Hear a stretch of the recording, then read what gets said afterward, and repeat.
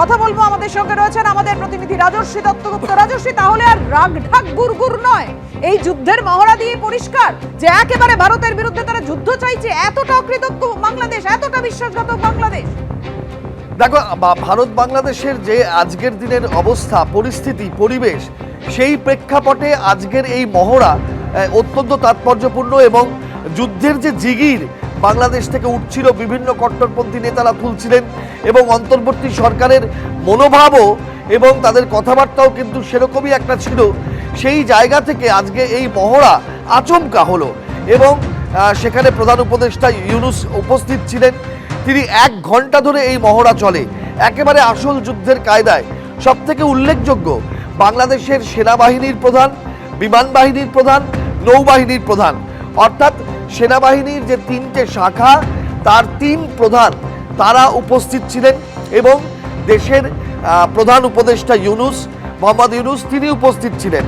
1 ঘন্টা ধরে মহড়া হয়, এবং সেখানে আমরা যেটা খবর পাচ্ছি সংবাদ মাধ্যম সূত্রে, যে অত্যাধুনিক ট্যাঙ্ক, গোলন্দাজ বাহিনীর কামান, পদাতিক বাহিনী, বিমান বাহিনী, হেলিকপ্টার, অর্থাৎ বাংলাদেশের সামরিক শক্তির একটা প্রদর্শন বলতে পারো তুমি।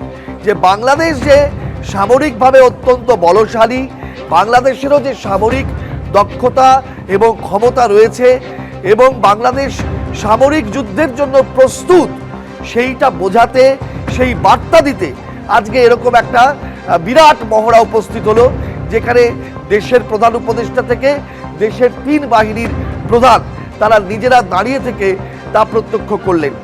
এটার মধ্যে থেকেই এই বার্তা যে যুদ্ধ হলে আমরা প্রস্তুত। এবং যেটা ইউনূস বলেছেন যে এটা মহড়া, কিন্তু মহড়া থেকেই আসল যুদ্ধ জয়ের প্রস্তুতি তৈরি হয়। এইটাও অত্যন্ত ইঙ্গিতবাহী একটা মন্তব্য। সামগ্রিকভাবে বলতে পারো এটা অভিনব একটা ঘটনা। গত বছরের জুলাই মাস থেকে এ পর্যন্ত যা হয়ে এসেছে, তাতে বিভিন্ন রকমের মন্তব্য শুনেছি। বাংলাদেশের প্রাক্তন অবসরপ্রাপ্ত সেনাকর্তারা সরাসরি দিল্লি দখলের হুমকি দিয়েছেন, কলকাতা দখলের হুমকি দিয়েছেন, দেশের মধ্যে ঢুকে নাকি তারা ভারতকে পরাস্ত করতে পারবেন, সেই সামরিক ক্ষমতা তাদের আছে, এই হুমকি দিয়েছেন।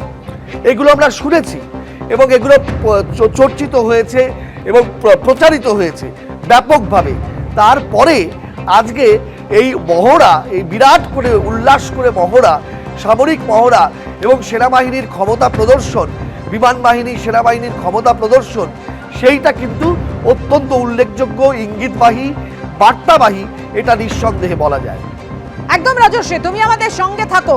সামরিক শক্তির প্রদর্শন বাংলাদেশের একেবারে রীতিমতো উল্লাস করে। দেখতেই পাচ্ছেন আপনারা বাংলাদেশের কতটা শক্তিশালী তারা, ভারতের সামনে সেটাই তুলে ধরতে চাইছে, সেটাই কি বার্তা দিতে চাইছে বাংলাদেশ? কারণ না হলে এই যুদ্ধ হুঙ্কারের মধ্যে এই যুদ্ধের মহড়া কি কারণে? একেবারে 3 সেনাবাহিনীর প্রধানরা তারা ছিলেন, এবং মোহাম্মদ ইউনূস ছিলেন অন্তর্বর্তী সরকারের প্রধান উপদেষ্টা। মোহাম্মদ ইউনূস দ্বিপাক্ষিক সম্পর্কে অস্থিরতার মধ্যে ট্যাঙ্ক, কামান, যুদ্ধ বিমান নিয়ে রীতিমতো মহড়া দিল বাংলাদেশ।